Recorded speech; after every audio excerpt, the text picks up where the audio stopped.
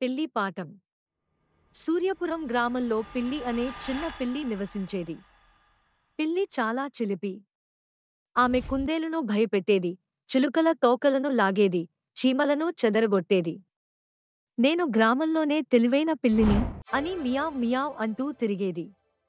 ఒకరోజు పిల్లి ఒక పెద్ద కొబ్బరి చెట్టు మీద ఒక పాత గిన్నె చూసింది. హహా, దాన్ని కిందకు తోస్తే అందరూ భయపడతారు అని అనుకుంది. ఆమె చెట్టు ఎక్కి గిన్నెను తోసింది.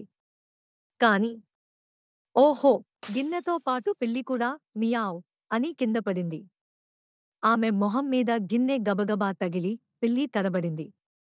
గ్రామంలోని పిచ్చుక, గుండమ్మ ఈ గందరగోళం చూసి ఎగిరి వచ్చింది. ఆమె నవ్వి, పిల్లి, చిలిపి పనులు చేస్తే ఇలాగే జరుగుతుంది. ఇతరులకు మంచి చేయి, అందరూ నిన్ను ఇష్టపడతారు అని చెప్పింది. పిల్లి సిగ్గుపడి, గుండమ్మ, నేను తప్పు చేశాను. ఇకపై మంచిగా ఉంటాను అని చెప్పింది. మరుసటి రోజు పిల్లి కుందేలుకు ఒక గడ్డిపోచ ఇచ్చింది, చిలుకలకు పండు తెచ్చింది, చీమలకు దారి చూపింది.